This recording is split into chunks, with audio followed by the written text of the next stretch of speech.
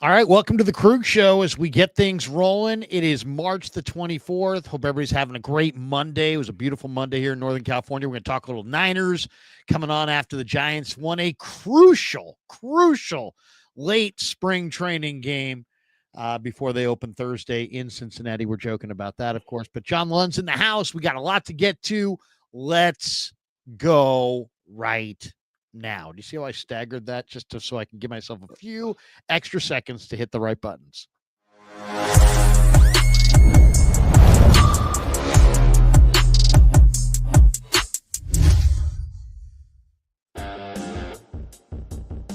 All right, welcome to the Krueg Show. Monday night, John Lund in the house. We're going to talk a little Niners. Is this the final week of Brandon Aiyuk's deal with the Niners? Is he going to be dealt? We'll talk about that.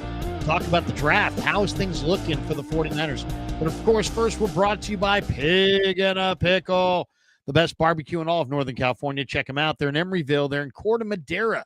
They're open 7 days a week from 11 a.m. till 8 p.m. or until they run out. Pig and a Pickle. Go say hi to Damon and Mary. Get some brisket chili.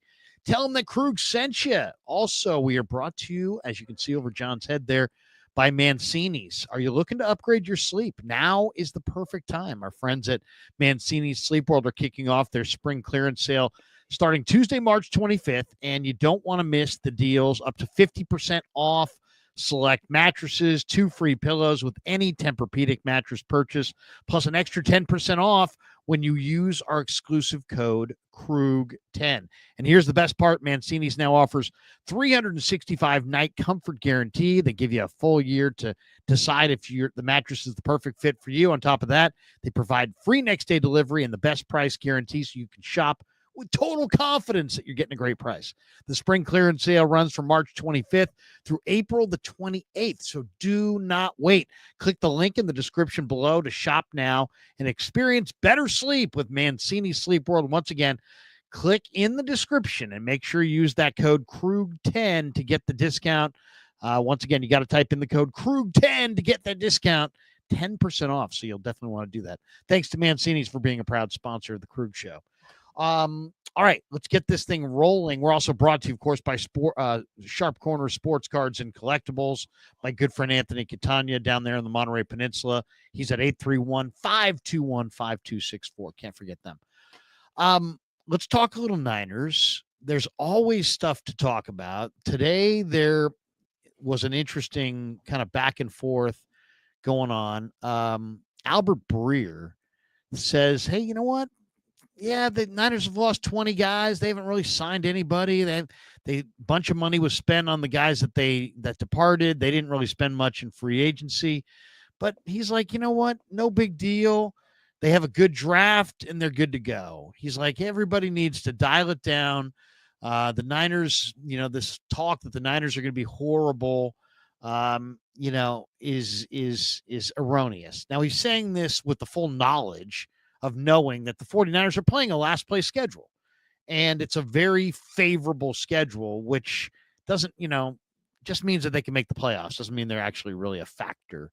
But what do you think, John? Are you closer to the group that's like, man, they're going to suck this year and they're going to take their lumps? Or are you like Albert Breer, who seems to believe that the 49ers, hey, you know what? They got a good draft and they're good to go.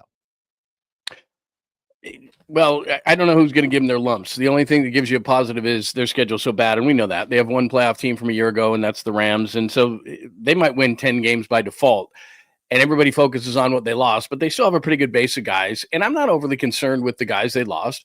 I'm concerned with Dre Greenlaw, and I'm concerned when I saw the contract that it was 1 year and $11.5 million. Like, all these deals are funny money, and I can't believe that the 49ers, even as much as they wanted to pull back, could not come up with 1 and 11.5 for Dre Greenlaw. But what I've heard is that the offer originally was so low and embarrassing that he was pissed off. And they did. And after you and I've talked about this, after those 3 linebackers signed the night before free agency started, guys like Nick Bolton and Ernest Jones and Sherwood, the kid from the Jets, signed their deals. Well, he was the last guy left.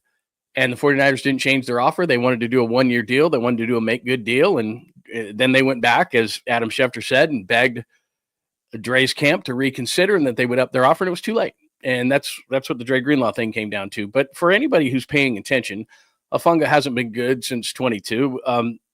Everybody gets enamored with sacks. Leonard Floyd had 8.5. There were 600 other plays in which he was utter shit. So they didn't lose a lot. It's just the disheartening part for a 49ers fan is, what did you grab? I mean, if you were a special teams player, man, the 49ers had the market cornered. And yeah, the special teams were terrible, but the guy who was the worst was Jake Moody, and he's still around. So from that standpoint, I understand why everybody's upset. But from Albert Breer's standpoint, it's to say that the draft, and I understand that this is the whole thing, the plan is the draft. Okay, well, let's look at what the 49ers have done. For every George Kittle and Fred Warner and Dre Greenlaw and Brock Purdy and DJ Jones, which they've done a lot of, they've bombed first-round picks. They gave up 3 for Trey Lance. They traded up for Reuben Foster. They've had a lot of peaks and valleys. Their drafts have been roller coasterish. And if you go back to the best draft, and the Niners have had a lot of them, if you go to the best draft of all time, it's the 1986 49ers. And I know you know this. They got 8 players out of that draft. They got 6 starters out of that draft right away. They got, of course, McKyer and Don Griffin. They got a Hall of Famer in Charles Haley. They got Tom Rathman out of that draft. I mean, ridiculous. At worst, they got Larry Roberts and Kevin Fagan, who were great rotational defensive linemen. Yep. They have to have that kind of a draft to make it so that their plan of the draft would work. Like last year, they had a great draft. Malik Mustafa is going to be a starter, and Renardo Green's going to be a starter, and Dominic Pooney's probably a Pro Bowler.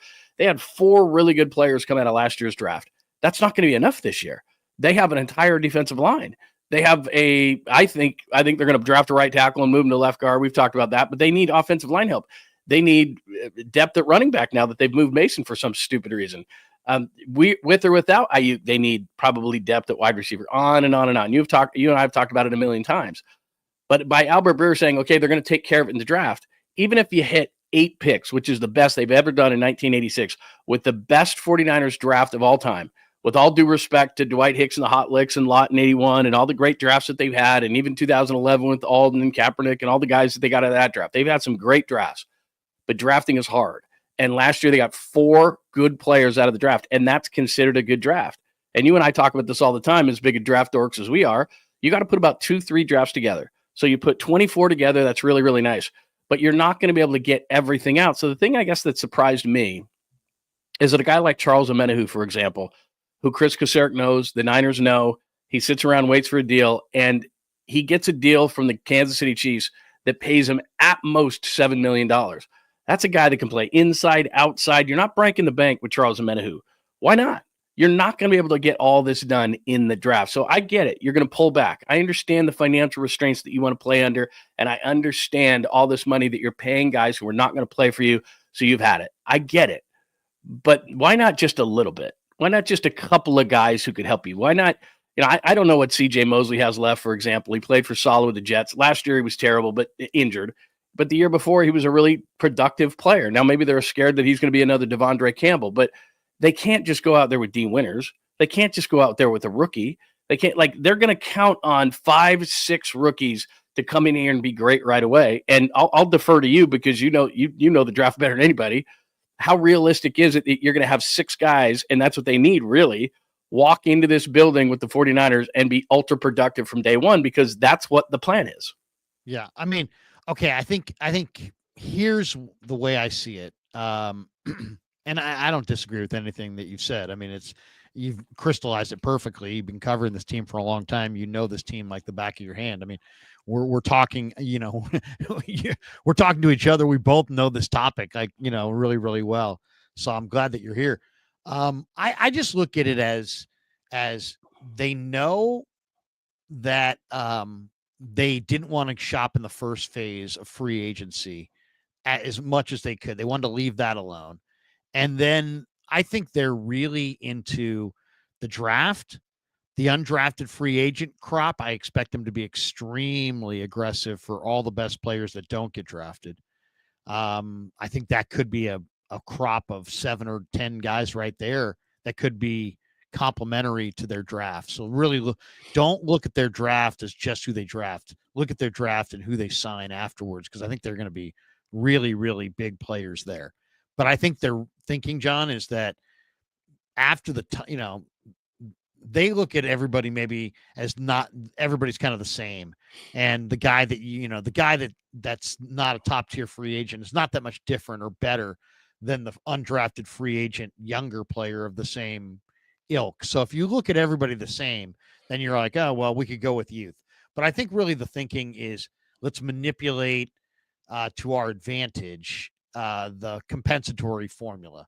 So like the way this thing works is after the draft, all those free agents don't count at all against the compensatory formula.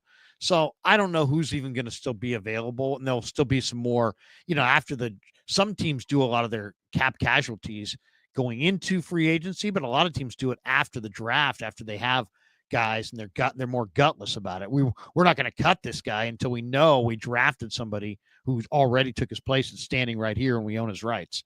So some teams do that a lot in May and June. So I think the Niners could be a player in that market for cap casualties. I think they'll be, because that's when it doesn't count against your formula. They could sign 2 or 3 guys there. But I do expect that they will trade back. They have 11 picks. I think it's going to wind up with more like 14 to 16 picks and then another 5 to 7, undrafted players. But if you look at their roster right now, they have 63 or 73. They have 73. So they can add 17 to get to their 90-man camp roster, and they'll probably cut a few guys.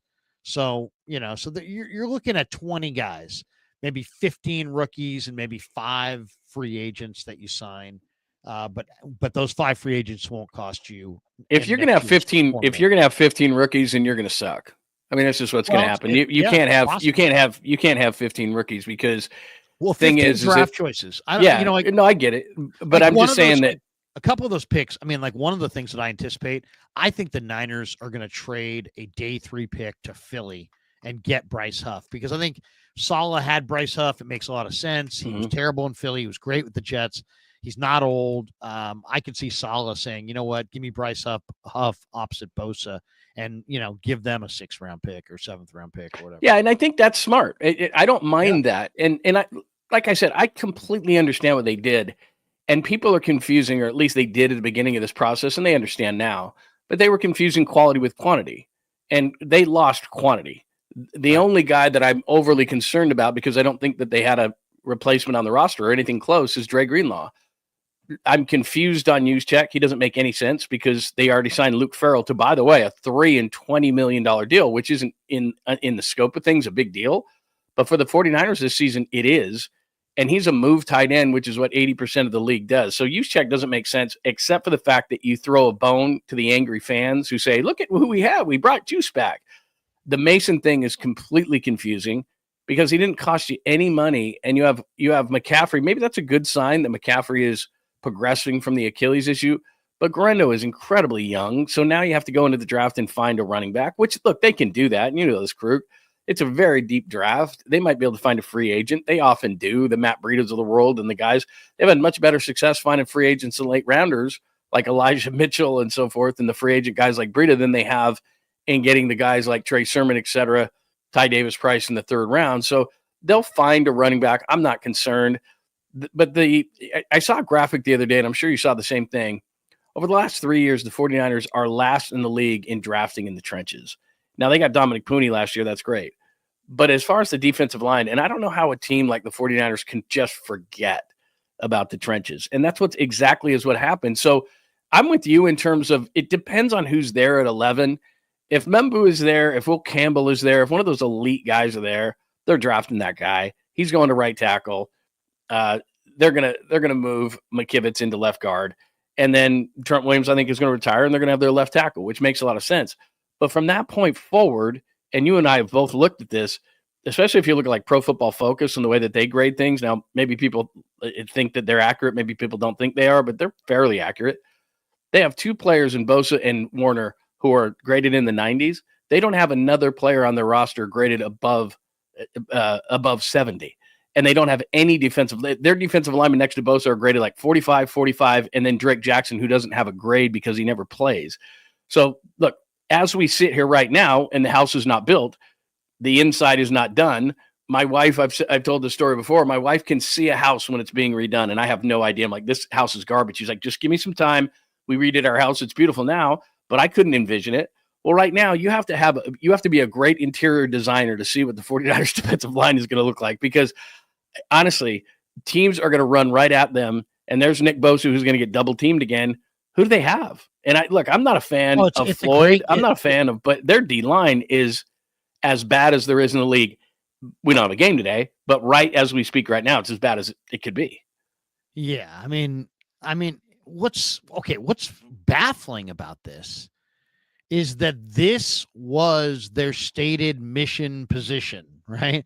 When they came in, it was like, we want to build on the defensive side of the ball. We want to build on the defensive line on the defensive side of the ball. Okay. That was the mission position. That was like, hey, let's go. This is it. This is our mission statement. This is who we are. And, we don't even believe, Seattle believes in building their defense from the back to the front, thus Legion of Boom. The Niners have always done it the opposite. They've built their defense from the front to the back. And it's like, what's the philosophy when in the last 5 years you've drafted no defensive linemen that are good at all? And you've got Nick Bosa and Evan Anderson to show for your defensive line drafting. You're gutted. I mean, the only thing you can compare it to a house, it's like walking into a house, that has no walls. Right. You're like, oh, what? And it's like, oh yeah. This is going to be great.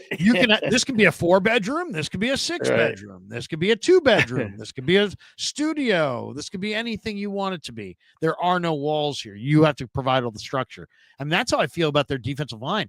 I'll say this. I've looked at this thing a bunch. I think they need like 5 combined edge rushers or interior rushers. You need 5, maybe 6. And they need a lot.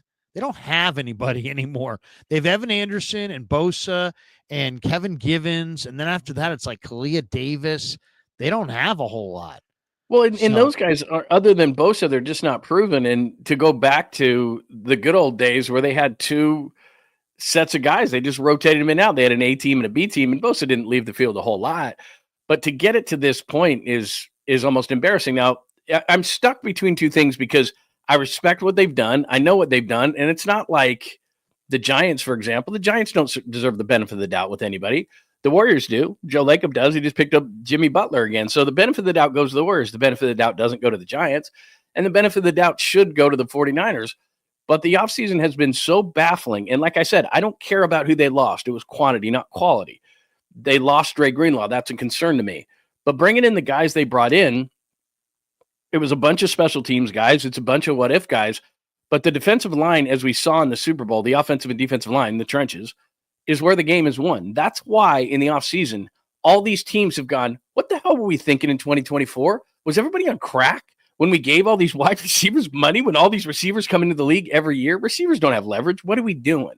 So I know Jamar Chase and some guys got paid. Those are the elite of the elite. But teams went, you know what? Philadelphia kicked the Chiefs' ass by crushing them in the trenches. That's what we have to do. And the 49ers have to do it on both sides of the ball. Now, look, Pooney, great. You and I have talked about this a million times. Center, left guard, replacement for Trent Williams. They have a lot of work to do in the trenches.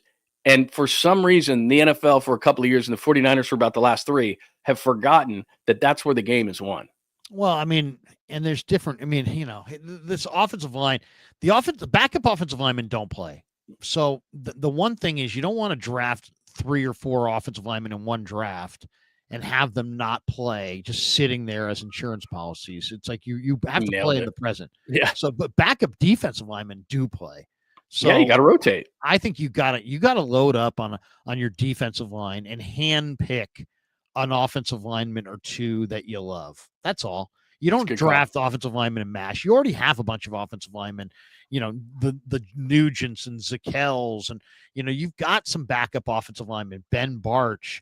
But you know what you need is like 1 or 2 offensive linemen. And there's some great tackles that are really reasonable that you don't have to get in the first round. So that's the route I would go. I would go defensive line up front. But I mean, yeah, if you look at the 49ers, all the guys that walked out the door, I mean, it's a lot of guys. But who's really just like, I mean, it's like, this is the list of the guys who have departed. Feliciano, retired. Elijah Mitchell, Jordan Mason, Jalen Moore, Nick McLeod, Charlie Heck, Tabor Pepper, Tayshaun Gibson, Brandon Allen, Josh Dobbs, Demetrius Flanagan-Fowles, Rock Ya-Sin, Devondre Campbell. How are they going to replace him? Chris Conley, Isaac Yadam, Eric Saubert, Aaron Banks, Javon Hargrave, Mooney Ward, Jordan Mason, Deebo Samuel, Leonard Floyd, Malik Collins, Talanoa Fanga, Dre Greenlaw.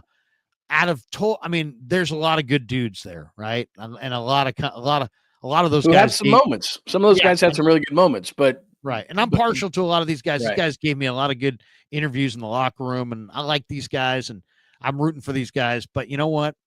Let's be totally cutthroat about this. Greenlaw hurts. Okay, that one hurts. Jordan Mason definitely hurts because you're talking about a guy in his prime. And I would say Mooney Ward hurts. And then because he's still a very good corner with size and speed and you know, the tragedies that befell his family and had nothing to do with the 49ers. He was just never going to come back. That's the problem, right? Yeah, he wanted to move on. That's totally fine. He was, and you were there in the locker room afterwards. His wife had PTSD. She couldn't come back to California, and you had Renardo Green. The only thing of that list that you said was there's no replacement for Greenlaw. I just don't buy any of the guys that they have. I think they need to get a veteran because the pass game, it is so difficult for rookies to come in here and defend against the pass, not going forward, going backwards. And then Jordan Mason, I just scratched my head. I don't care if Jordan Mason wants out of San Francisco and wants to be a starter somewhere else. I'm not in the nice guy business.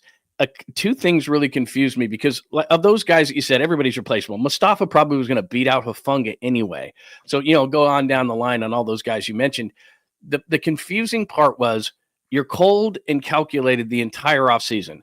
You sign Luke Farrell, you're not going to have a fullback anymore, and you're going to have a move tight end. If you go back and you look at Luke Farrell's numbers, that's what he is. He got 12 balls on 17 targets last year. He's been targeted once in his career in the red zone. He has no career touchdown passes, and he's 27. He's 6'5", 255. They were going to move from being a fullback to a move tight end guy, and they still needed a number 2 tight end to spell Kittle as a pass catcher. That's what he was brought in to do. And then the backlash was so bad from the fans that they went back and brought this guy in. And you and I have talked about him a million times. If you go back and look at his numbers, he's not a great blocker. He's not on the field to block in the passing game a lot. He had 48 pass blocking downs last year. He was targeted on his targets 13% of the time. He carried the ball 5 times. He caught 19 passes and was targeted 31 total times. It's not his fault. They just don't use him. And then he's not a hammer blocker that you would expect out of fullback, which is why they grabbed Luke Farrell for $20 million, which for the 49ers this offseason is a lot. If you go it doesn't make sense. If you go and take a deep dive, Kev did this. If you go and take a good look at this contract, it's much more palatable for the Niners than originally reported. The Niners essentially, John, have him on a 1-year, $6 million deal if they want to move on after the end of this year. You're talking Farrell. But okay, but here's my point. And I totally get it. Okay. Yeah. So that's even though that one looked bad. No, I get it. Actually is but the nickel dime is if you take Luke Farrell's contract and you take Kyle Juszczyk's contract, that's Dre Greenlaw's 1 year and 11.5. Like you can take money about the Greenlaw thing. It's like it's not what their final offer was. It's the way they handled the negotiations. Yeah. And I don't, I've got a number of different things that people have told me about these negotiations, but all I got to say is that that's a culture player. I know they badly wanted him back, but they also badly wanted to save a bunch of money here. I mean, I guess it makes sense if you're going to move on from 20 to 25 guys and have this purge of the roster and this reset that may be because of his age and his injury history. Which I have no issue with. I really don't. And also the draft is loaded there. Yeah. But, I mean, still. That one hurts because you don't have a replacement for him at all. The Mooney Ward one hurts because he was a damn good big corner. But he was when they went to the Super Bowl. But last year he was bad. But I don't blame him because of the off the field stuff. Last year I give him a pass. But you drafted Renardo knowing. I mean that's the whole thing is you drafted Renardo Green knowing that you were going to sign one of those two corners. You knew that after last season, one of those two was going to get signed. You decided on Demo Lenore, which I understand, and you brought in Renardo Green, who looks pretty good. So of all those guys they lost, like we said, Mustafa's going to replace Afunga. He probably was going to do that anyway. There's a lot of replacements for those guys. And a lot, like Elijah Mitchell hadn't been effective since his rookie year where he got 963 yards. They fought with his agent the first year that he was a Niner about injuries. And his agent was like, well, we got to save him. It's like, dude, his contract's not up for 3 years. So that had been going a long time. That wasn't a loss to me. He was always going to leave. So all these things that we see, they had replaced. So I'm not angry at all about it. I'm just scratching my head over who they replaced him with, thinking that the ultimate goal was going to be, as you pointed out, 11 to 15 picks in all rookies. They're going to take a step back, except maybe they looked at the schedule and said, look, we can probably win 10 games, which honestly, for all the stuff we've talked about and the head scratching that's gone on and the national, fervor over the fact of what the Niners did this offseason, they'll probably win 10 games just based on the schedule is such garbage. Yeah, it's a bad schedule. It's a bad schedule. Honestly, it's really bad. But if you look at it's funny. I'm looking at, right now, I guess NFL Trade Rumors has grades on free agency. And they're grading the offseason. They gave the Niners a C+. It says it's challenging to grade the 49er free agency because so much of it was marked by departures rather than additions. A host of notable players signed with other teams, with the 49ers signing dart throw types to replace them, if at all. They went further and made cuts to slash more salary, jettisoning Leonard Floyd and Malik Collins and trading Mason and Samuel. San Francisco appears to be operating under a mandate from ownership to tighten the belt financially and prepare for a big deal for Brock Purdy. Anyway, and he goes, getting cheaper and younger. The team has 11 draft picks this year. They could rival that number in 2026. Isn't necessarily a bad thing, but significant holes remain, blah, blah, blah. Yeah, there's no question. And then they ask a couple questions. Why splurge on a blocking tight end and largely ignore defensive tackle and defensive end? Why cut Juszczyk only to sign him back days later for more guaranteed money than he was originally set to receive? I mean, that was a reaction to the fans. To me, that was just a pure reaction to the fans. Yeah, it was a pure reaction to all the negativity that was around the team because there's no reason to sign him. There's none. I think they were just giving him a chance.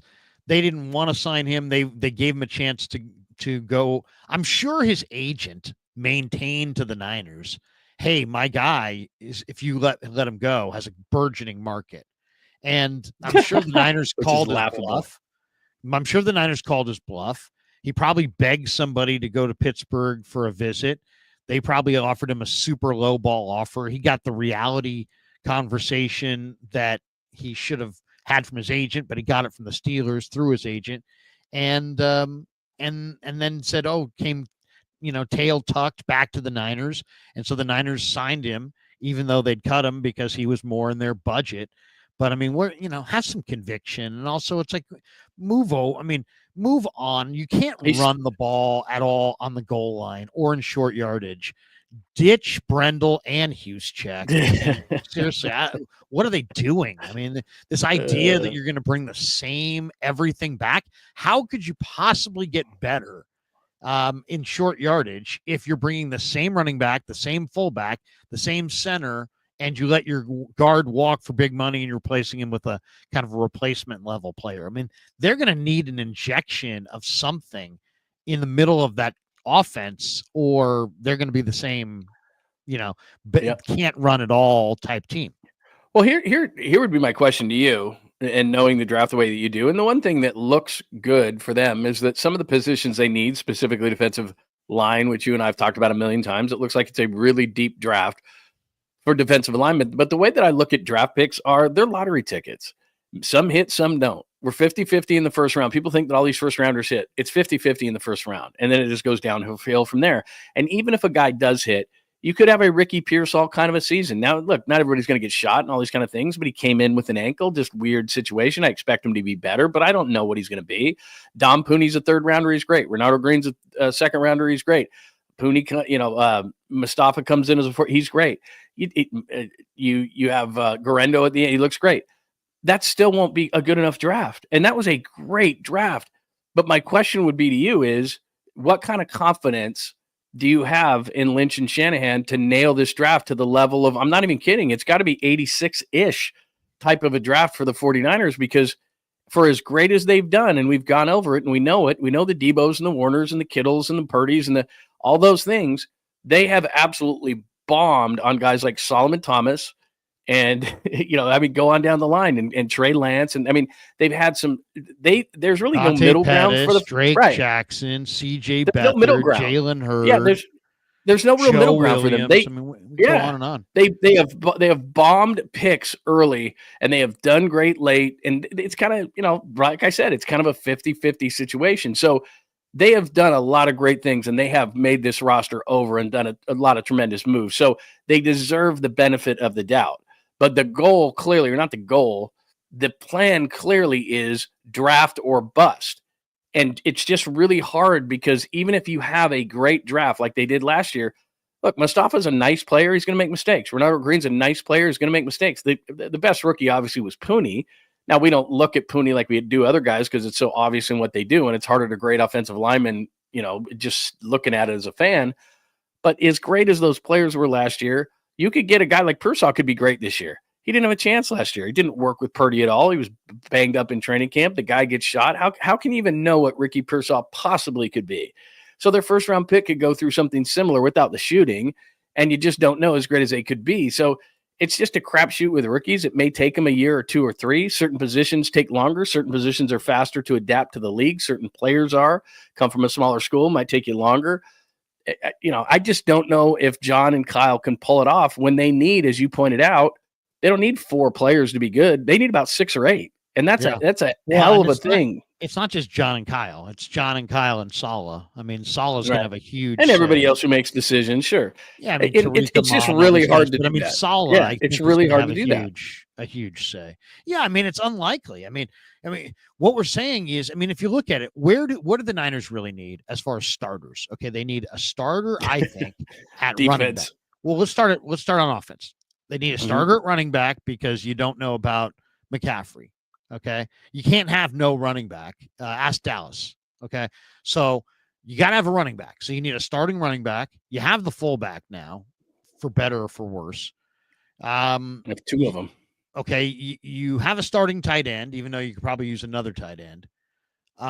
You may need a starting wide receiver. And I would say a starting left guard. And that's minimum on the offense. Minimum, you need a starting left guard, a starting wide receiver, a starting running back. So that's 3 on offense. On defense, you need 3/4 of a defensive line. So that's 3 defensive lines. And some depth, probably. I would say you probably need, if we just cut it, 5 defensive linemen, 3 linebackers, a corner, and a safety, at least, and maybe 2 corners. But 5 defensive linemen and 3 linebackers. You need 8 guys in your front 7. The Niners' biggest draft was 86. They got 8 guys out of it. They need 8 guys defensively on the front 7. Now, here's the one thing. This is an extraordinarily deep draft. It really is. I've looked at, every different mock draft thing there is, from database to the PFF. There's just a lot of really good players in this draft.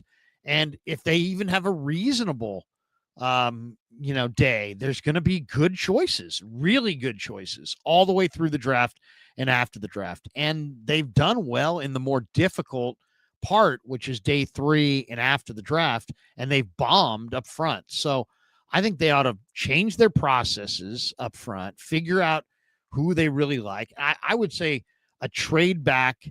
If you just said what should be the plan, I would say the plan should be, based on what I've seen, trade back, from 11 to between 20 and 25 and start your draft right there with either the best offensive lineman or the best interior defensive lineman that's available. That's Walter Nolan, great. That's Kenneth Grant, great.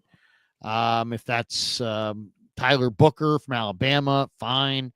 Just go get a powerhouse offensive lineman or defensive tackle. That's how I in a trade back where you get extra picks. So now, I mean, because if you trade from 11 down to 22 or something, you're going to have a couple extra picks, on day 2 and day 3. And I think that's really what you need. Then, because you're right, you're not going to hit. But the best way to do this is just to get a few extra picks and have a few more bites at the apple. And if you do get lucky and hit, to me, the way I would do it is I think I would go offensive and defensive linemen to start. Then maybe in the middle of the draft, you pick off like a really good running back, or you could even a day 2 running back, because there's some damn good ones. Quinshon Judkins is an amazing player.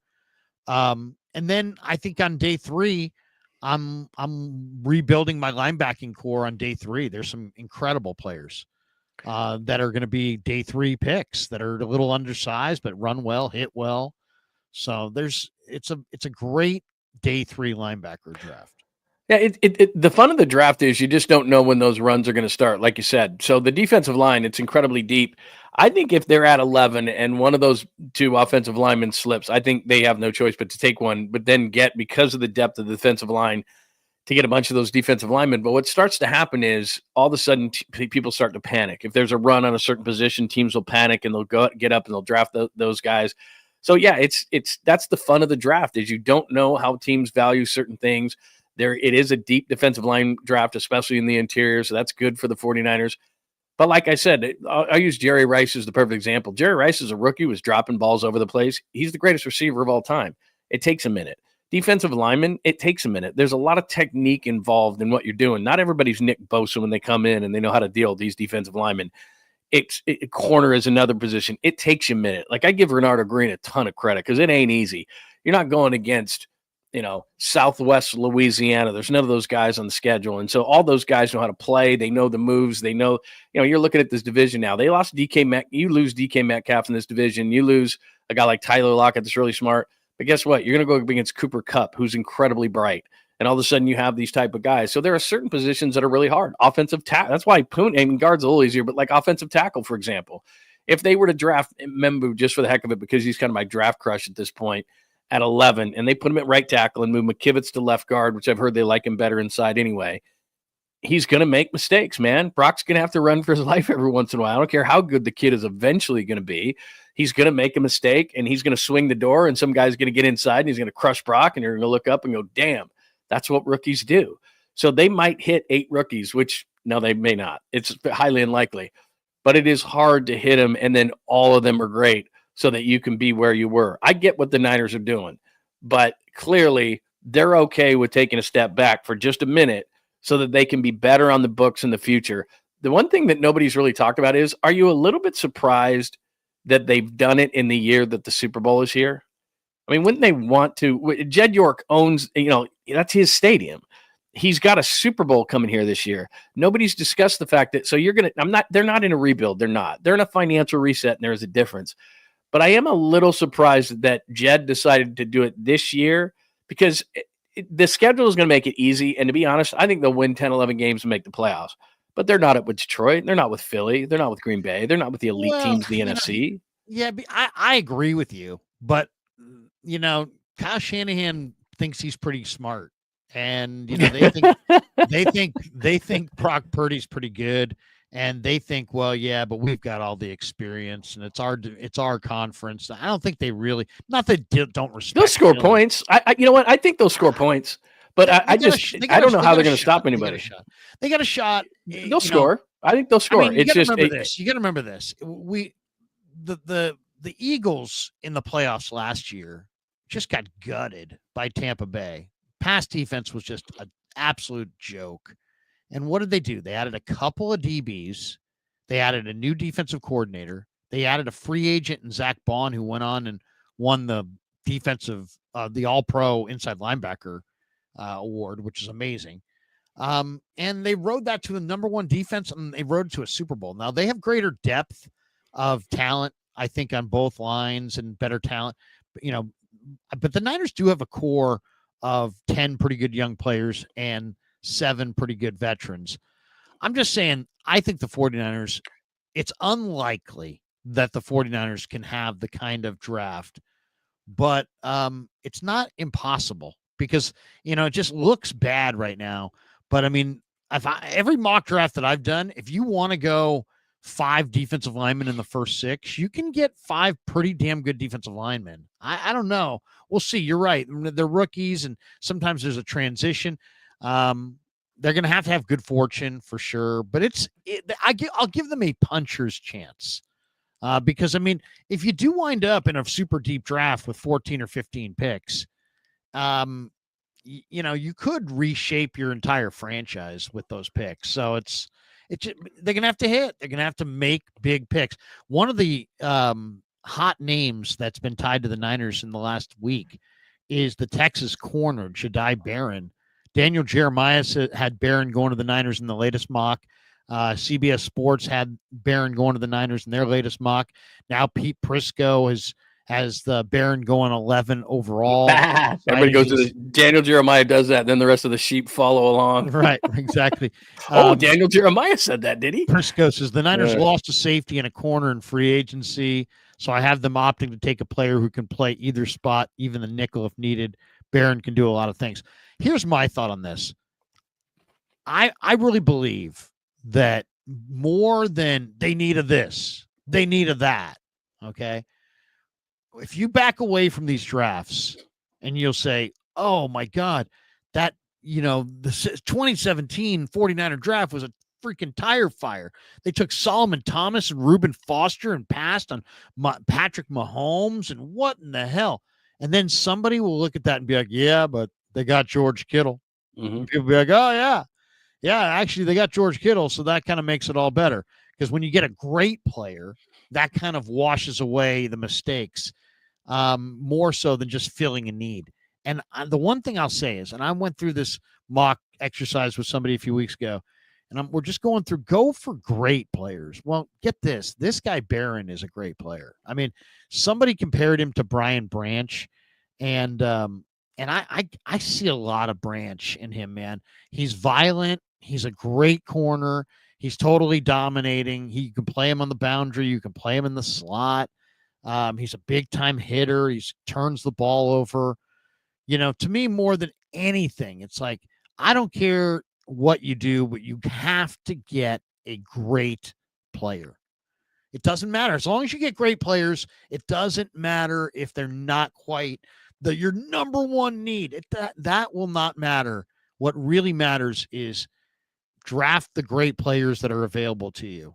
And you can always go find somebody at a different position down the road. So even though I know they're looking for a defensive tackle and an offensive tackle and a linebacker, but you got to have great corners too. And they have Demo and Renardo, but the third corner would be Trey Brown right now. And that's another head scratcher. He couldn't stay healthy in Seattle. He's tiny. He couldn't. Yeah. Look, when he played, he wasn't bad, but he didn't play enough and he was hurt. That was a real head scratcher. I'm with you. What's funny is that teams always say they don't draft from a need, but they do draft for need. Tennessee's going to take Cam Ward, who threw the ball amazingly well against Air today, by the way, which is just, I don't know why teams, it just drives you absolutely crazy after Zach Wilson and Trey Lance and Justin, all these guys, they're playing against no defense. You and I could go out there and probably make some pretty good throws against no defense whatsoever. But Cam Ward looked that way, and it looks like Tennessee's going to take him number one. He's not the best player in the draft, but quarterbacks get pushed up. But teams say this all the time. We're not going to draft for need. We're not going to draft for need. We're not going to draft for need. And then the 49ers take Javon Kinlaw instead of Tristan Wirfs. That's just what teams do. They panic, they get on the clock, and they elevate players above other players because they panic over a need. And my thought on the 49ers would be, and I agree with you 100%, you're at the point, you're not a bad team at all, but you're at the point where you need enough, especially defensively, that if there's a great player on the board and he's far above another player, you just have to take that player and you fill in. You don't need to take that right player. Now, look, you're not going to take 2 quarterbacks or, whatever. You got a running back, You're fine. There's not value in that position. There's not value as much at linebacker. But that's what's fun about the draft is it's how deep is that position in the draft? How do you value that position? What are you trying to do? All these different things. That's what's important. And for the 49ers, even though I think right tackle, and if Membu, a guy like out of Missouri, was there and they could really shuffle their line to move McKivitz to left guard and they could really solidify that, like you said, if you think there's a dominant defensive tackle or edge rusher in there, I'm not starting this rumor, but if I'm Nick Bosa, man, I'm sick and tired of getting doubled and tripled every single time. And if you don't get me some help pretty soon, how long am I going to stay around here? These guys get pissed off and they're like, well, we can't win. And you're not getting me any help. I mean, Bosa's got to be pissed off because people, and the game as well as anybody, Nick Bosa's great. And he gets doubled, tripled, chipped, all these different things, these exotic things. Because why? Because there's no one else on the defensive line that anyone cares about. And that included Leonard Floyd last year and Malik Collins and Jordan Elliott and Kevin Givens. And they had a bunch of garbage on that line last year. Nobody respected any of those guys. So they need that position really badly, but you're right. Get a great player. Don't reach for somebody because that's when Javon Kinlaw happens. Yeah, I'll tell you what scared the hell out of me the other day. I saw somebody, Matt Barrows had a report from one of the pro days that Lynch was at, and he's like, they love Colton McKivitz, think he's the bee's knees, and think that their real need is not for a starting tackle, but for a swing tackle. And I realize you lost Jalen Moore. So yeah, you just lost your swing tackle. So it makes sense that you would need a swing tackle. But in reality, that is so short selling your need. It's like, dude, you have a 35-year-old roof, in Trent Williams that could go at any moment. And you, on the other side, you've got a replacement level player who probably is more of a guard or a backup. And it's like, you're going to try to delude yourself into you just need a swing tackle. No, you need you need to draft multiple future starting tackles. And it can be done, but it's got to be done. If you're going to give Purdy this kind of money, it's almost like when you bring a rookie quarterback in. Okay, so you're investing all this money in this guy, and I get the Chris Forrester, we can shine shit kind of a thing. Interior lineman, I get it. You're not going to spend high picks on interior lineman. I understand that. But tackles are different. And you've seen it from Trent Williams, how dominant he is. He's going to leave soon. I wouldn't be shocked at all if this was his last year. He's starting to get those injuries, not like Joe did at the end, Joe Staley, but Joe got the neck and it just started to nag him. And you and I both talked to him after he retired. I mean, he's just like, you know what? It was one after the other. And that's what's starting to happen with Trent Williams. And after a while, he's in the Hall of Fame. He's got enough money. He doesn't need it. The only reason he's playing is for wins and to win a Super Bowl and to kind of complete his career with a ring. And if that's not going to happen here, then he's probably going to retire and this will be his last year. You can't have Colton McKivitz on the blind side of Brock Purdy, even for 30 seconds. You can't have tackles are different. Interior, and especially, by the way, the interior of the offensive line, especially because Brock is barely 6'1", that was part of his problem last year. The inside pressure, so that he couldn't see balls or throws, or was very, very compromised on those throws, was a major reason why he sucked last year at times. But nobody wants to look at that. Everybody wants to put everything on him, and I get it. But if you watch the film, they're getting constant inside pressure. Aaron Banks. And now I'm Brendel. Brendel. I mean, I'm just like, these guys inside are not good enough. And the 49ers have to, that's what's troublesome here is they have got to really get after the interior, the offensive and defensive lines. And I just don't think they have enough picks to do it. So like you said, if they think McKivitz is fine at right tackle, like I said, I've heard that they want to move him inside to guard, but whatever, he's going to start. But in terms of, a lot of things need to change offensively and defensively, and I just don't know if they have enough resources to do it correctly this season. Yeah, I mean, I would say you got to be a good scout. You got to get out there and figure out who that is going to be that you can get is going to be good. You can go for Will Campbell or Kelvin Banks or Membu if they're there. Though I actually kind of don't really think that Membu's going to be there. And I to don't me, think he's the there's best. either. He's He's too the best of athletic. those He showed out too much in the process, and he's not going to make it to 11. I thought he would. I mean, I thought he easily would at the beginning of the process. But when you show the kind of athleticism he's shown, and I know that you and I love the combine, but for the certain things that he did so well, it shows the athleticism. I've heard a lot of people talk about Trent Williams with him. Is that he's athletic like Trent Williams? He's big like Trent Williams. He has a nasty streak like Trent Williams.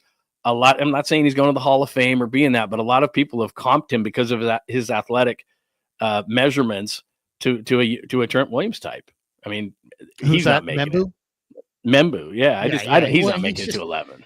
I mean, I watched 3 games, and you see offensive linemen lunge all the time. I don't think I saw him lose balance one time, and where I was getting end zone tight copy, and he was like, you could see. I mean, his footwork. His footwork's great. His power is unbelievable, and I think Membu could be a dominating player. But I've watched all these tackles. The 2 guys I like Emory Jones from LSU, who's on the other side of Will Campbell. He's the right tackle, and what I would do is play him at right tackle. Like I would draft Emory Jones and I would put him at right tackle and take Colton McKivitz and play him at left guard, and Yep. And that's it. That's what I would do. And I love Emory Jones. I think Emory Jones, he's 312 pounds, but it's like this guy could easily, he's like willowy, like a basketball player. This guy could easily be 340 in 2 years. I mean, he's got such a frame to put on weight. So that's my favorite tackle. And he's probably going to be a 2nd round player. I really, really like him. There's some really athletic tackles that tested out well at the combine, Logan Brown, and Caleb Rogers. But the other guy that I saw and I've stumbled onto that I just absolutely freaking love is this Carson Vinson from Alabama A&M. This guy's 6'7", 314 pounds, but he fights you, man. I mean, this guy is an athlete. He's an animal. I'm absolute beast of a blocker. He will fight you all day.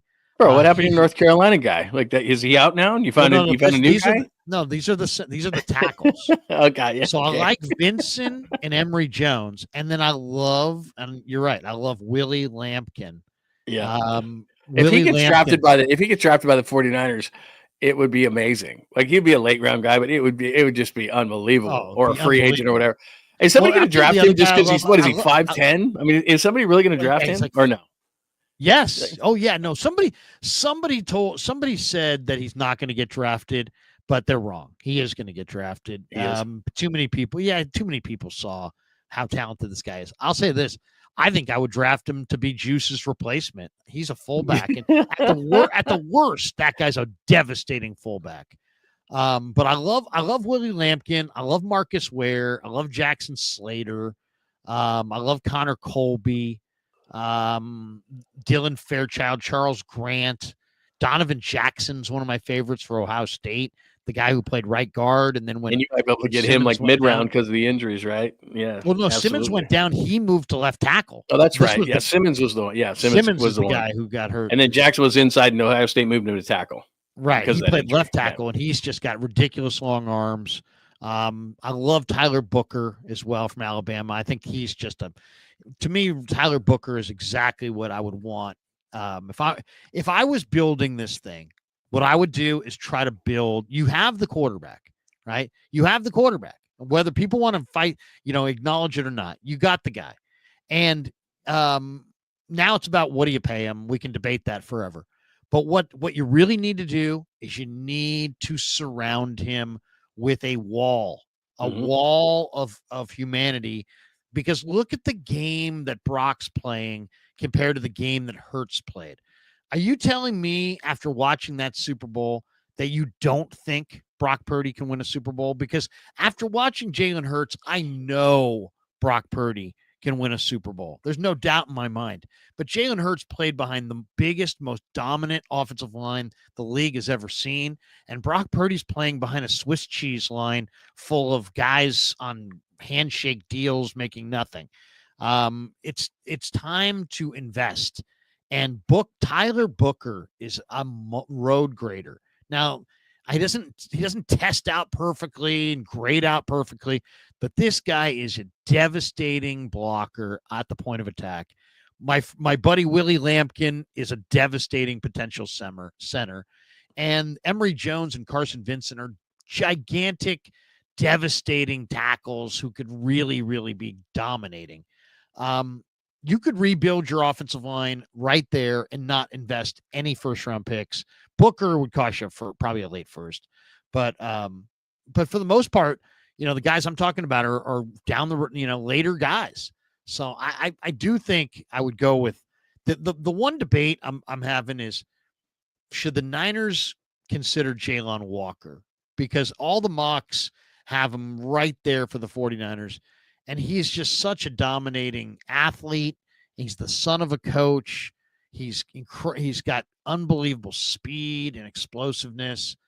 Jalen Walker, I know he's a defensive end at Georgia, and some people think he's not, instinctive enough as a linebacker. To me, he's a Patrick Willis body type, and I think he's going to be a phenomenal linebacker, Pro Bowler, smart, tough, fast. I think he's awesome. So, how do you feel about Jalen Walker? Yeah, I think he's great. I don't know, and this goes back to drafting a great player. I don't know if they have to look at a position or if they can do something like that. Like you said, kind of a tweener type of a player, and I like him. He's going to be your linebacker type. Maybe get after the passer a little bit, all that kind of stuff, play some off ball, all those kind of things. But the thing is that when I look at the lines, I'm just thinking, and you can't look, you're not going to take 11 picks, and they're going to move around. I don't know if they're going to have more or less, whatever. Know this about the 49ers, they're going to move around. So whether it's their guys there at 11, they stay, whatever the case may be, they're going to move up and down the board and get the guys they want. But while at one side of my mouth, I'm saying, okay, you can't just draft for positional need, but you'd be silly if you didn't target the defensive line and the offensive line. You've got to target. This has to be a major trenches draft. So is that a luxury item that you're talking about, or is that somebody who, okay, he can rush, he can play linebacker, he's a versatile enough player to where, okay, that fills a major need on this team. He's your version of Zach Bond. Yeah. The Eagles added a bunch, but they added Zach Bond, and he was a dominating linebacker, and he had a dominating year. I think this kid's a dominating talent. I think he's explosive. I mean, nobody closes the space quite like Jalen Walker. But he's also, you're right. They need defensive tackles and offensive linemen. And, it's like, where's linebacker in the mix? But you just lost Greenlaw, and you made a huge effort to re-sign him, or at least you made a huge stink about not re-signing him. You need his replacement now. And I love Eugene Asante on day 3 if he gets there, but Jalen Walker is pretty damn special. Let me ask you a couple last ones here before we're about ready to wrap this up. But what do you think of when you look at this team? What would you say is Mac Jones?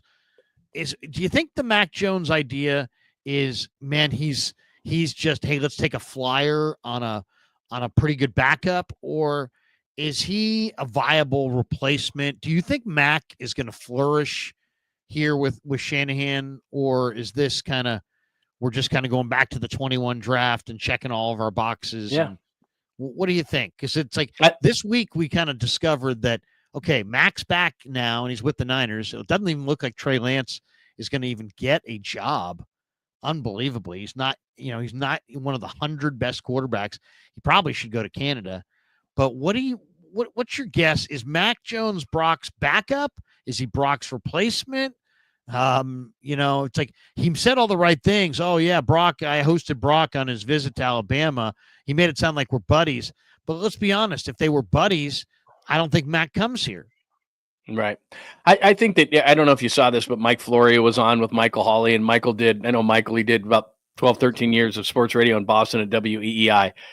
And Florio kind of tried to set up a scenario in which Mac Jones and certain national guys, and Florio has no insight into the 49ers. He constantly is wrong about the 49ers, especially with the quarterbacks all the time. Certain guys have insight, certain guys don't. Yeah. But yeah, Florio does not have a great connection within the 49ers. He's terrible with his connection to the 49ers.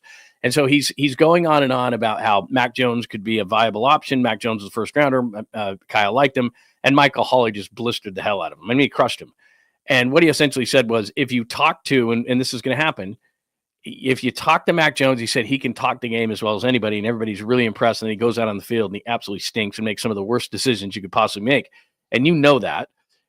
As a senior, I went back and watched this because I have no life. But as a senior, he went 41 touchdowns, 4 interceptions, and Alabama had some of the best skill position players in the history of the college football. Then he came in and played a decent year, but it was very pulled back. The offense was very pulled back with the Patriots. They didn't do much. And then he got into it with the Pro Bowl. Right. And he didn't do bad. It was 23 touchdowns, 12 interceptions off the top of my head. And he was competent. Then they tried to open up the offense a little bit more, and he just couldn't handle it. Then he got in Belichick's doghouse, and you're not going to win a fight with Belichick. Then he goes to Doug Peterson last year, plays for a couple of games when Trevor Lawrence was out, couldn't figure that whole thing out. He just makes some of the worst decisions you've ever made. So a long way to answer what you said is, I think it's the latter. It's Miami looking at Zach Wilson. It's the Niners who had a good grade on Mac Jones and seeing what he's all about.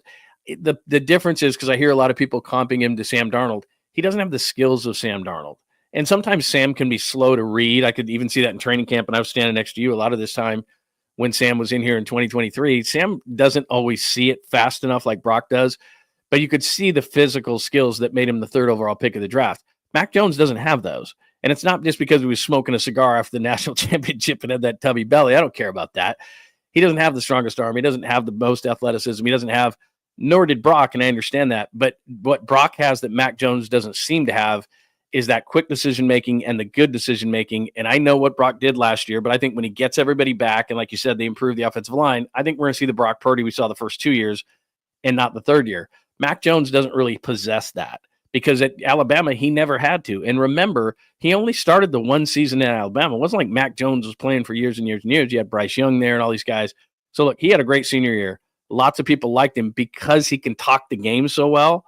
But and this is what's going to happen. I think the media locally is going to fall in love with Mac Jones and the way he talks the game. And then he's going to get on the field and it's like, oh, he's not competition for Mac. He's not competition for Brock Purdy. He's just trying to resurrect his career. And he looked at Kyle Shanahan, I think, and went, well, this guy rehabbed Sam Darnold. I think he can rehab me too. I understand why Mac wants to be here. But it is interesting. It does look like they're playing a leverage game with Brock Purdy. By having a quarterback there. I will say this, though. They'll laugh. They'll just, that's like, remember when the Rams said that, hey, somebody tell Matthew Stafford, Diana Rossini reported this. Someone tell Matthew Stafford that we're cool having Jimmy Garoppolo as a quarterback. I mean, they can't probably laugh so hard at that. It's the same thing with Mac Jones. He's not leverage. And if they wanted to use leverage, you know what the Niners could have done? Sign Sam Darnold. Sam Darnold got 1-35 in Seattle. He didn't get 3-110. He got 1-35. So if you wanted to play the leverage game, and they weren't going to pay Brock Purdy money, like everybody acts like they're not. No. I'm saying one. I'm saying if Jed was so pissed off that he didn't want to give Brock Purdy what's going to be $60 million or more because of the way the cap went up.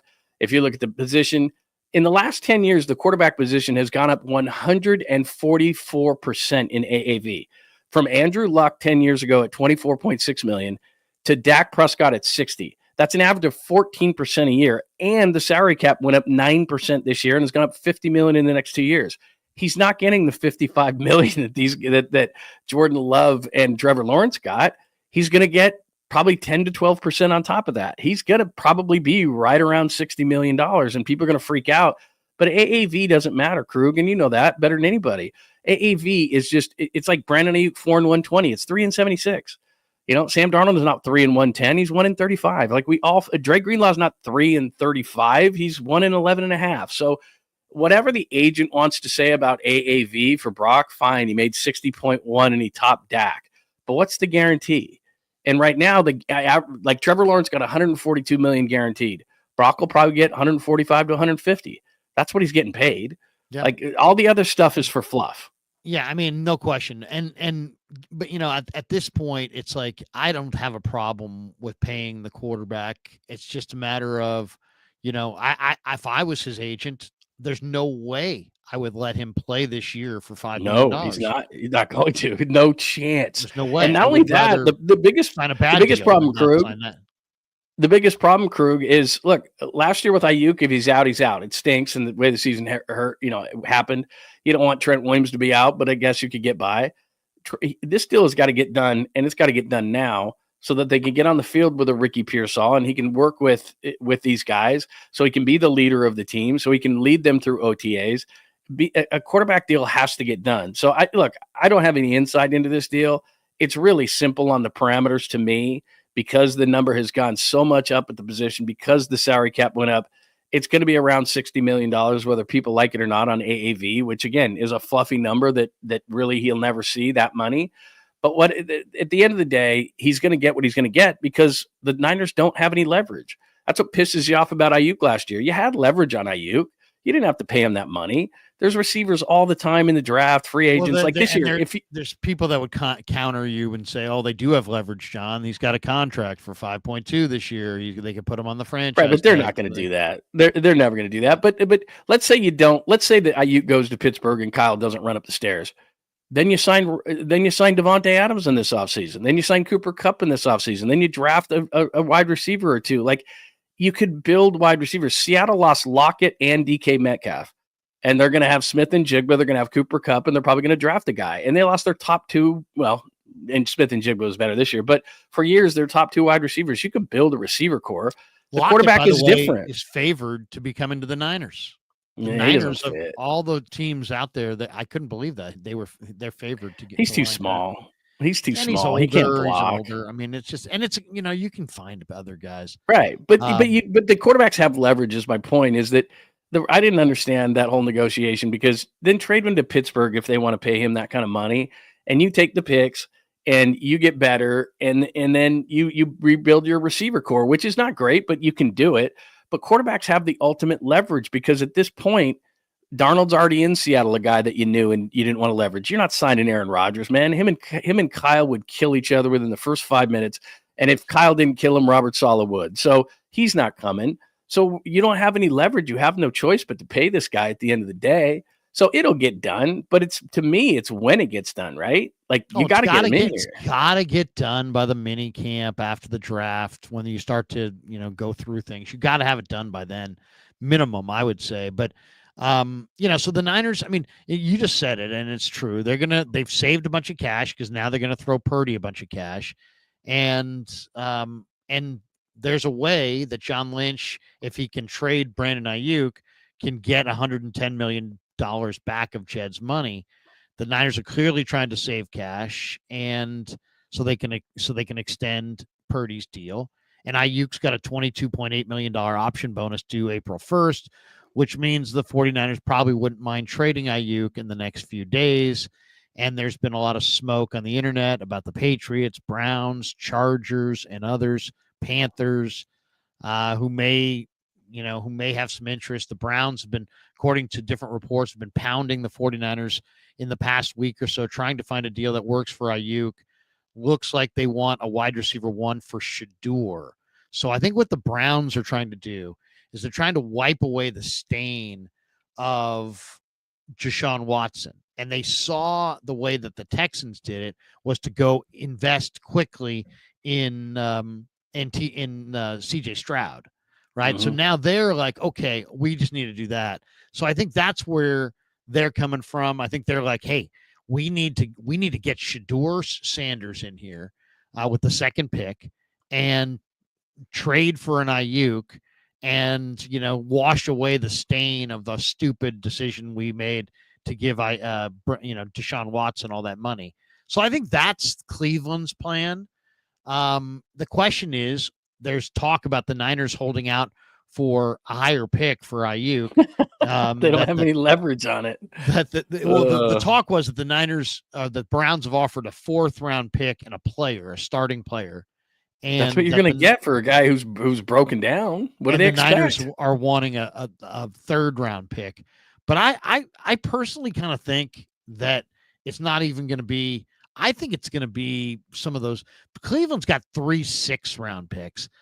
Or 4 6-round picks. I think it's going to be a couple of those picks. I really don't think it's going to be a high return for Aiyuk. I think it's going to be a relatively low return.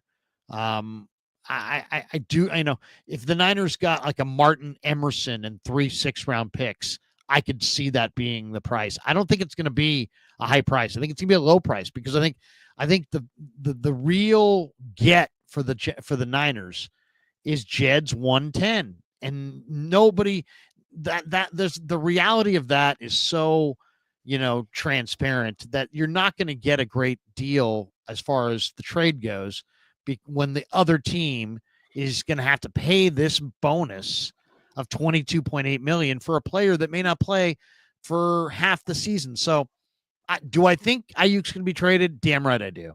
I absolutely do believe it. And I don't think it's going to be for an impressive haul, but it is interesting to me that Lynch basically, when it was asked about Aiyuk, and the trade rumors, started talking about saving money and then said that's the good side of this is that we need to get younger. So he didn't actually say what this was, but the talk of the Patriots have 3 7th-round picks. The talk of the Browns have 4 6th-round picks. To me, I don't think it's coincidental that the two teams that are potentially in the running for Aiyuk have a bevy of day 3 picks, because I think that's what the price tag is going to be. I know Niner fans are going to be really pissed about that. And they're going to say, "Oh, what could they think? He's as low as his stock could possibly be. He's injured and may not be back till the midway point of the season. They've got to pay a big return. To be honest, Aiyuk at this point, and this is why I wouldn't trade him until next offseason if I was going to trade him, because the number on the cap hit, because they're going to take an $18 million cap hit on him as well, is that if he proves that he's healthy and you trade him next offseason, if you don't like him, then fine, you're going to get a lot better return.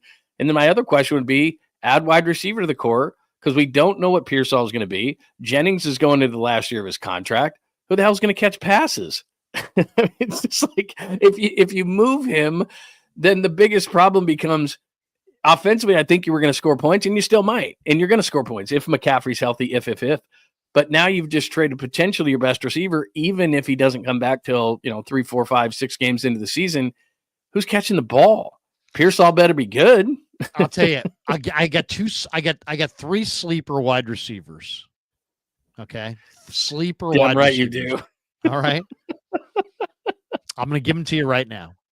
One of them's Jordan Watkins from Ole Miss, runs in 4.37. I bet I know one of them. I'm gonna see if I know one of them. But go ahead, keep going. Number 2 is a guy from Auburn who transferred from Penn State. His name's Keandre Lambert Smith. They call him KLS, and he ran 4.37 at the combine. He played at Auburn this year. And those 2 guys for sure. And then the third guy, I found a guy in this, just watching film, that reminds me a ton of Juwan Jennings. And Juwan Jennings is a pretty unique player, right? Because, I haven't seen too many players like Juwan Jennings. But there's a receiver who played at Illinois this year, and he transferred. I think he played a couple other spots. His name is Zachary Franklin. Mm-hmm. And he played for Illinois. He's kind of like 6'1", 6'2", 4.6 speed. Not a 4.5 speed, 4.6 speed, not a burner, right? But the ball skills and the route running and the hands, and the guy catches the ball in the middle of the field, and you can just kind of tell he's like one of those guys you just can't stop. He's not a home run hitter, but he's kind of reminds me a little bit of like a Romeo Dobbs or something, just like real solid receiver who's you're gonna have a hard time stopping Zachary Franklin. The issue becomes now you need a true X. So Juwan Jennings is not a number 1 receiver. He's nice, but he's not a number 1. He's got an interesting skill set. Ricky Pearsall, to me, is best in the slot. And now you need that badass number 1 power receiver, but you can't afford to do it. You can't prioritize a receiver over a D lineman, over an O lineman, over a trenches guy, all of a sudden you trade Aiyuk. And I get it. He wasn't going to be around. And Demarcus Robinson's a fill-in guy. But I'm looking back, and I'm Brock Purdy, right? And you just paid me all this money. And you just traded Brandon Aiyuk. And you have big holes in your offensive line. And everyone's going to bitch and moan at me. But wait a minute. I thought these were guys who were supposed to be able to get open. You wanted BA because he could get open. You wanted Pearsall because he could get open. Juwan Jennings can catch anything. Just throw it near him. Traded Deebo Samuel because he couldn't get open. Like, the receiver core all of a sudden is what the defensive line was. Your receiver core is completely – it went from Brandon Aiyuk, Deebo Samuel, Juwan Jennings to Pearsall, Jennings, and Demarcus Robinson. And this is – you gave all this money to Brock Purdy, and you can't protect him, and he's got nowhere to throw the ball. I'm sorry, he's not going to be all that effective, because like every quarterback, and everybody goes after Purdy about this. It's about that, though. I think it's about saving that money. No, I get it. I totally get it. And by the way, Juice did an interview the other day and talked about all these different players. And when he got to wide receiver, he talked about JJ. He didn't say anything about Aiyuk. Right. And look, they may do it. They really may do it. And he's going to be gone maybe half the season anyway. I get it. But it's not exactly the way to surround your new close to $300 million, close to $60 million quarterback. Because like everybody, this again, because of 262, everybody freaks out about this. Oh, he's got to have weapons. If Purdy doesn't have weapons, hey, news for you. That's everybody. Patrick Mahomes is not very good without weapons. He hasn't been good the last couple of years. He's been good enough. Jalen Hurts, all of a sudden, really good quarterback when he has a great offensive line and a bunch of weapons. Jared Goff, inside, great weapons, good offensive line. All of a sudden, Jared Goff's really good. So when Brock has these things, he can be very effective. Brock is not going to carry a football team. We all know that around here. We like him. We respect him. I think they should pay him his money. But if you're going to strip the offense and expect Brock Purdy to play at any kind of level that would suggest he's a $60 million a year quarterback, then you've cut him in his knees. How's he? His whole game is anticipate throws, and I've been with these guys a few years, and I know where they're going to be. And all of a sudden, you're breaking in Demarcus Robinson. He and Pearsall didn't have a lot of time together. JJ, he just throws it up. But your receiver core is all of a sudden, if you trade Brandon Aiyuk, or when you trade Brandon Aiyuk, April 1st, I know they don't want to pay that either. But all of a sudden, now wide receiver becomes a massive need for you all of a sudden. Jeez. Well, and then it just kind of creates more urgency to getting the contract signed too. You know, you got to get that thing done. I mean, I asked Brock this question because, you know, he had Pearsall and he had Cowing last year. So I asked him the question. I said, Brock, how long does it take for a quarterback to get in sync with a receiver? And I wasn't sure what he was going to say. And he said about 3 weeks, which I thought was an interesting answer. You know, because I know some guys, you know, it takes a long time. I've heard other people give him shorter period than that, but he said 3 weeks. So I thought that was kind of reasonable.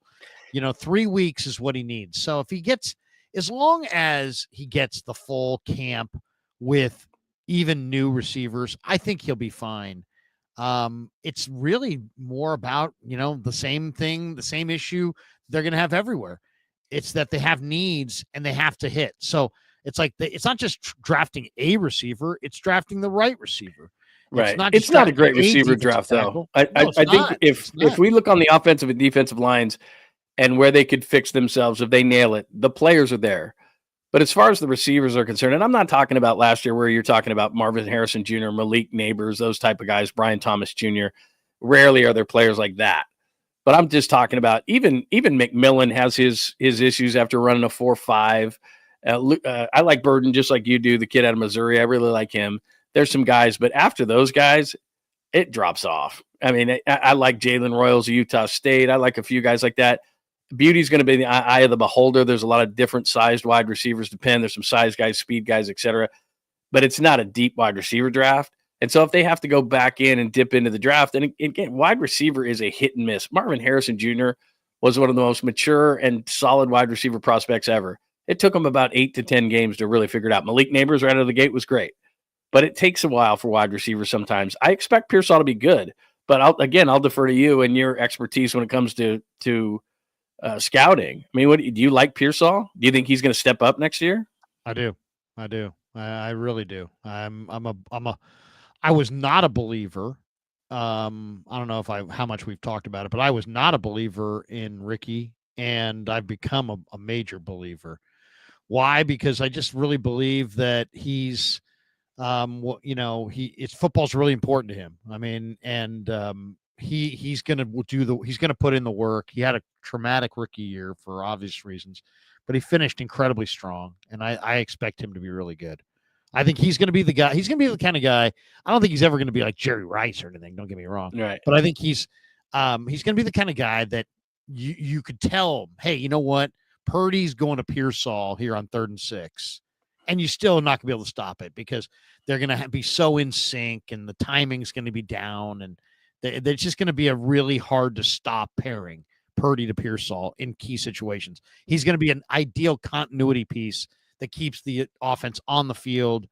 I don't think he's going to be a big play guy. I don't think he's going to be a big run after the catch guy. He might have a couple plays like that, but I think he's more like You got to have it on 3rd and 6. Who do you go to? You go to him. You do go to him because he's going to sit in the soft spot and catch it. And Purdy's going to little stop routes and little nothing routes, flat, little rub routes and just little nothing picks, anything to create any space, little backyard football. I think him and Purdy are going to be in sync on that. So I like him. But as far as this draft goes, I mean, receiver is it's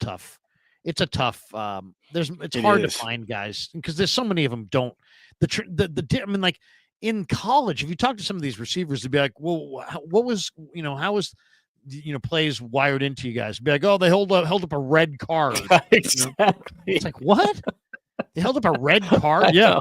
That told me that my route. And receivers just need to know, their route. It's just a simple. They're waiting for one number, and then it's about what the coaching that goes on during the week. But I mean, I will say this. I mean, I looked at all these receivers extensively, and there's a couple really great ones, I think, in the kind of diamonds in the rough.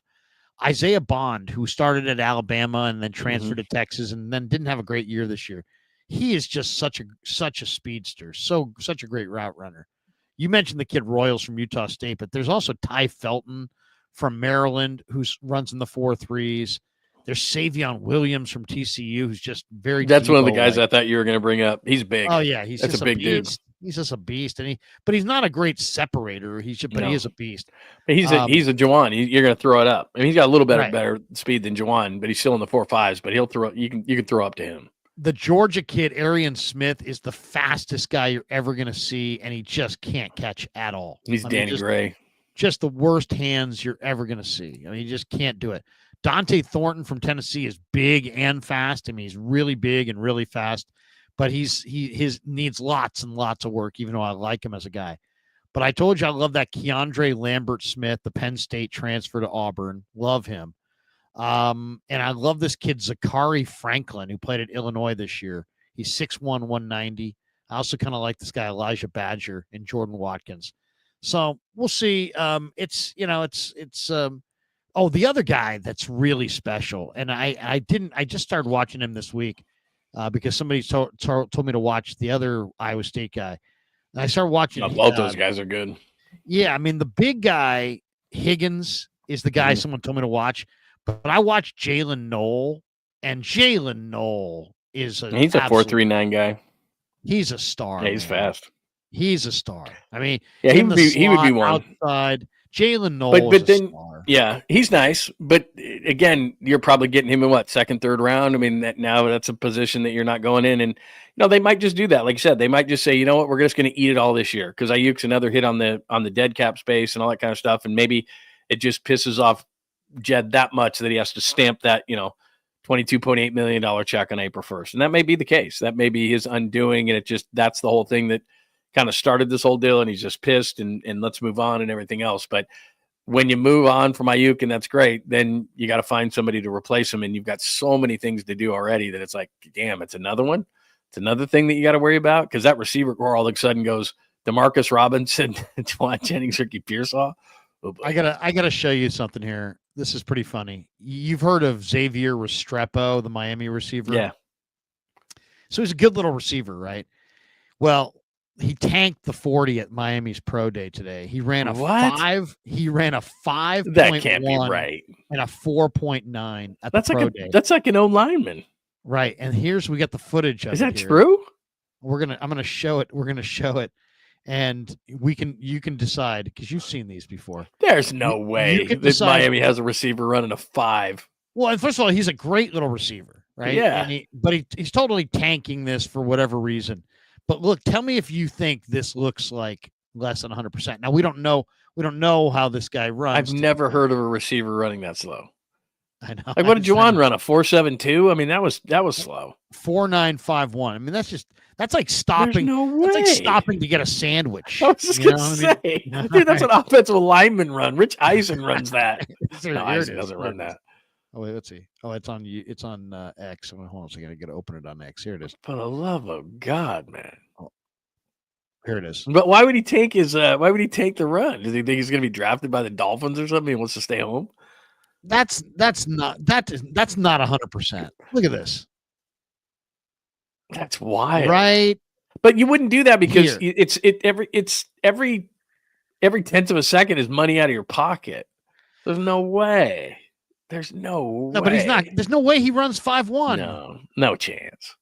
He's a No receiver. chance. You wouldn't Now be in the league. They wouldn't even. I don't even know if you get a free agent deal if you run a 5 flat 40 as a receiver. Does that look like a guy trying his hardest? No, I don't think. Plus, so what did Mbu run? A 4.91? Right. I mean, 4.81, I think. Yeah, and the 4.91. The kid out of Nebraska, the defensive lineman Robinson, didn't he run like a 4.8? He ran like a 4.87. Yeah. So like that. I mean, come on, man.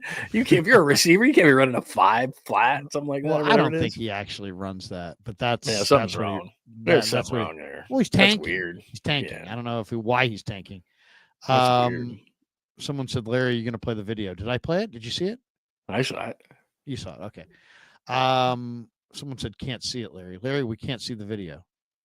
I never showed you guys the video. Here, let me do it again. Just so it's only very short. Gosh, you guys are getting sensitive. They're angry late at night. Jeez. Hey, dude, people are probably had a couple of cocktails, relax a little bit. Hold on, let me go back to the main page, make sure I can see it. Oh, there it is. Yeah, there it is. Okay, so you're seeing it. Don't tell me you're not seeing it. Okay. Where is it now? Now I've lost it on my board. Oh, there it is. Also, we can watch this Miami receiver run a 5-second 40. Here's the slowest receiver in the history of football. It has to be.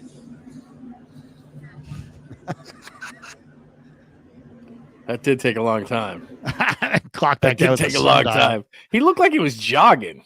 Was he jogging? He looked like he was jogging. He did not look like he was. His body angle wasn't right. It didn't look like full effort. Something was there. Yeah, something's wrong there. Because you're not, even if you want to play, let's say he's a Miami kid, right? And he wants to play for the Dolphins or something, you're not going to tank yourself because you just got yourself a free agent contract. You run a 5.1 or 4.9 40, you're a free agent. Like you're not getting drafted, so you just lost yourself a ton of money.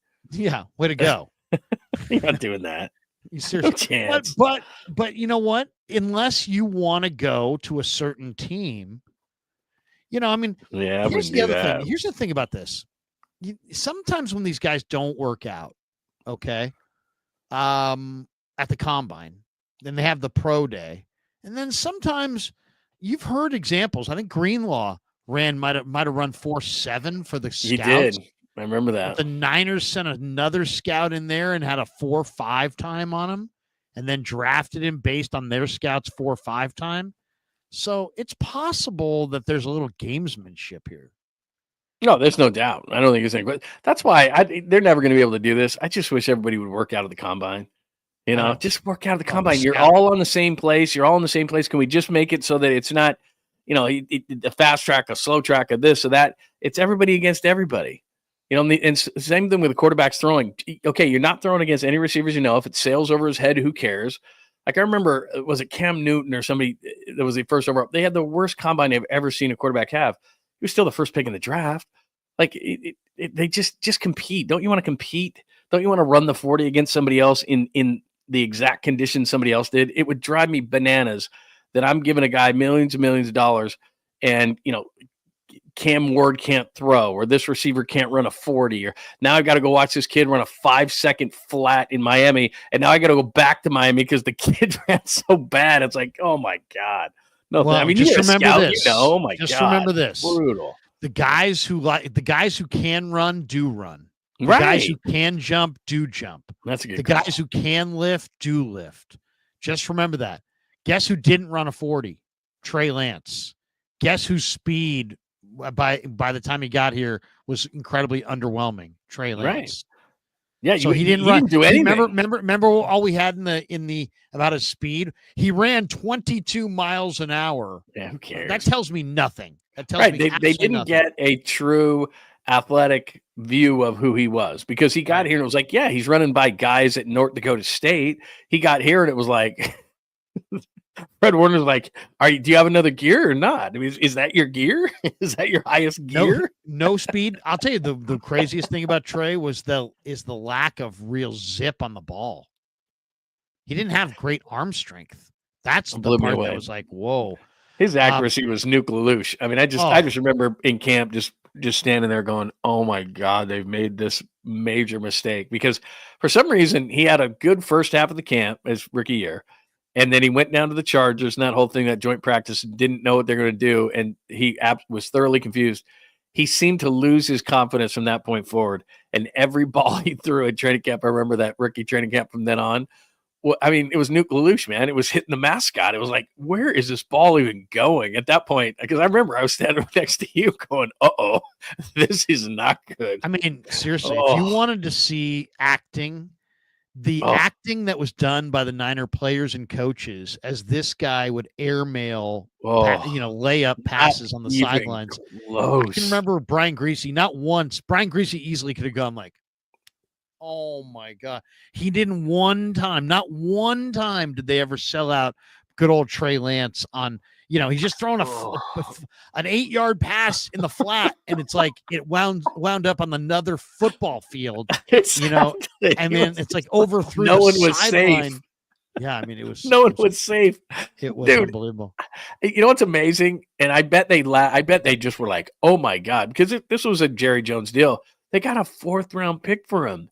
And he's got nothing. Like, he's got no prospects. Yeah.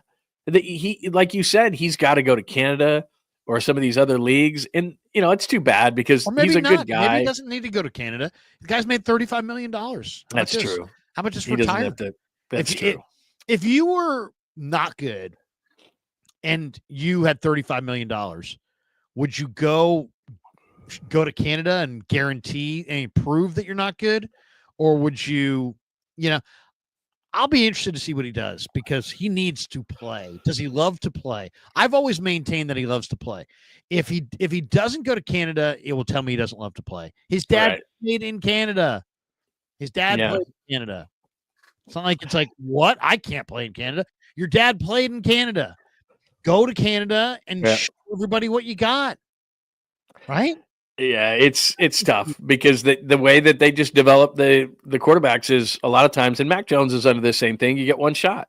That's what's amazing about what Purdy did. The difference between a first rounder and Brock Purdy, you get one shot. Like, you're Brock Purdy. You imagine how much pressure he was under when he enters the Miami game, right? And then he beats Tom Brady and he beats Seattle with the bad ribs and all that kind of stuff. It's like, dude, within those first few games, if he had screwed up, they're going out. I don't know. They're going to get a veteran or they're going to do something. It's like, well, clearly this guy isn't ready. And maybe he doesn't get a shot. You're a 7th rounder. You're 262. It's like, dude, get in there. And I don't care what Tim Ryan was saying or any of these guys were like, Brock's the guy. Like, okay, that's in practice. We'll see. But he got into a game right away and was great. I mean, as a 7th rounder, that's what you have to be. You literally have one chance. Where Trey Lance, they tried to give him, and he got hurt.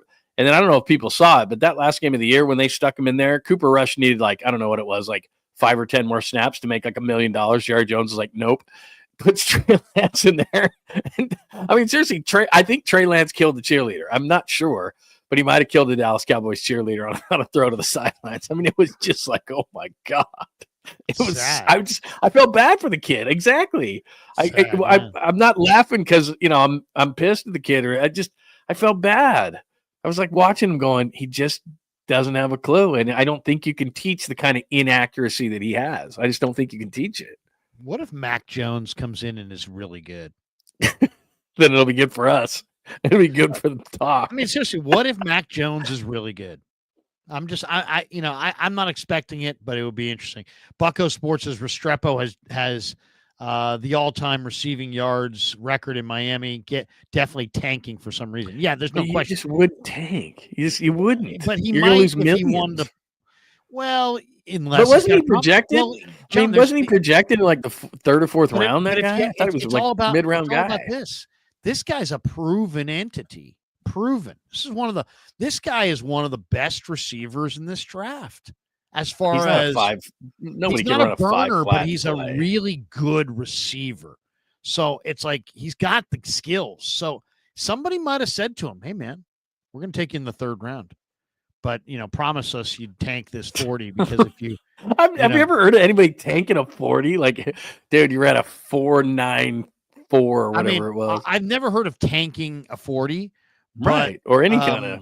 But I really believe, in the Pistons retrospective on the Pistons, the bad boy Pistons, Isaiah Thomas admitted to in his pre-draft interview with Jack McCloskey that he gave him every wrong answer because he was hoping to fall in the draft so he could get taken by Chicago.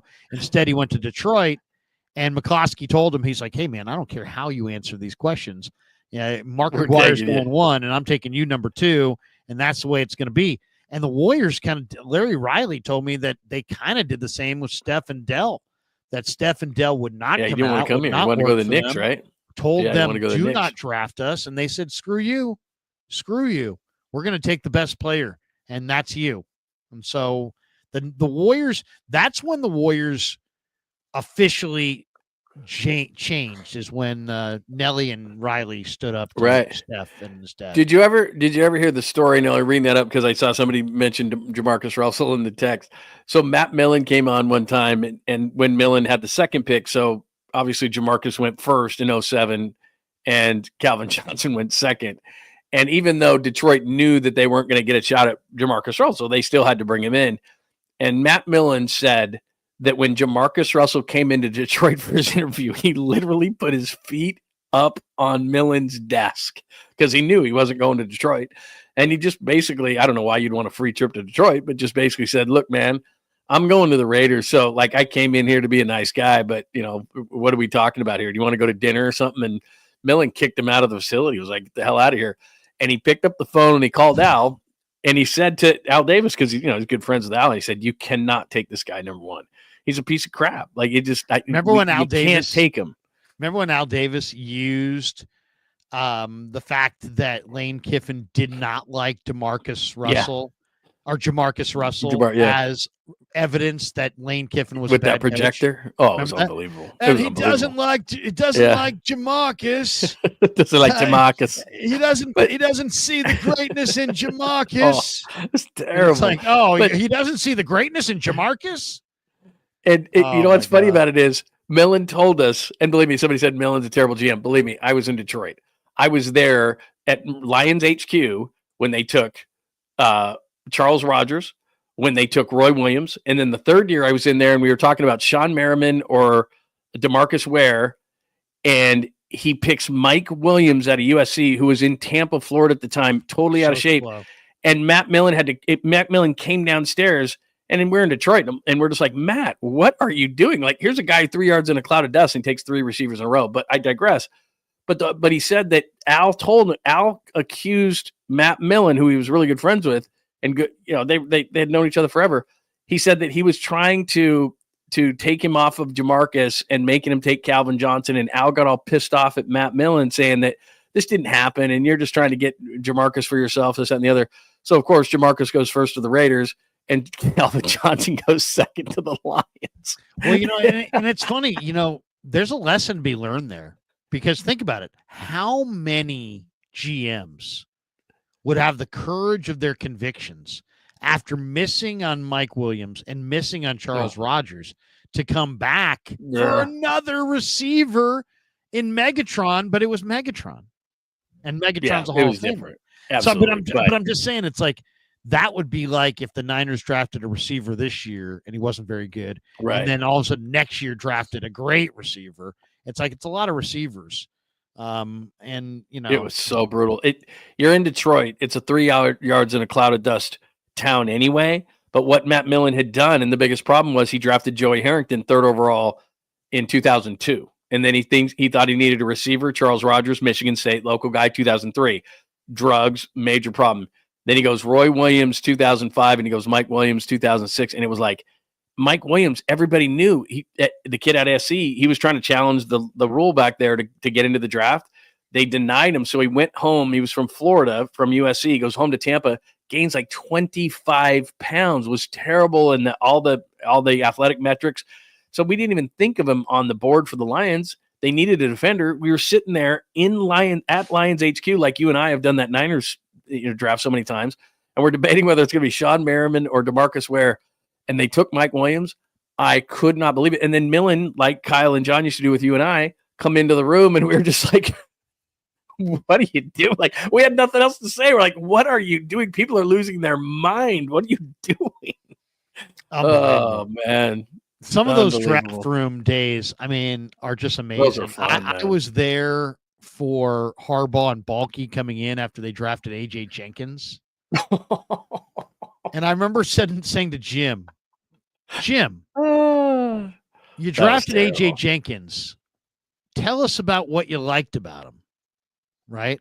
The easiest question, the most benign question. And Harbaugh goes, yeah. Really like the fact that he's got some good speed. He's got some real good speed, and played in a good conference. It was like really obvious to me that he had no idea who he was. No idea. Well, plus for Harbaugh, you think Harbaugh wants to take receivers? I mean, like you said, when everybody last year was sitting there talking about the Chargers pick because they needed receivers and they were talking about certain guys, and it was like, dude, they're taking Joe Alt. Like, Harbaugh's taking Joe Alt, man. He's not taking a receiver. Like, you insane? That was, that was bulky. Oh, for sure. You know what I really liked was he's got a bad knee and ACL. Yeah. You know who supposedly Jacksonville is going to trade is Trayvon Walker. What a bad pick that was. First overall pick. Yeah, but he's got some upside. But he's going into his last year, right? And then you got to pay him after that. Yeah, I think he's got one more year and then the 5th year option. Yeah, then they got to pay him. Not great. Last question. Yeah. There's 5 guys from NorCal that are going to be at the Niners local pro day, most likely. Stanford's got a wide receiver, Alec Ayamanor. That dude can play.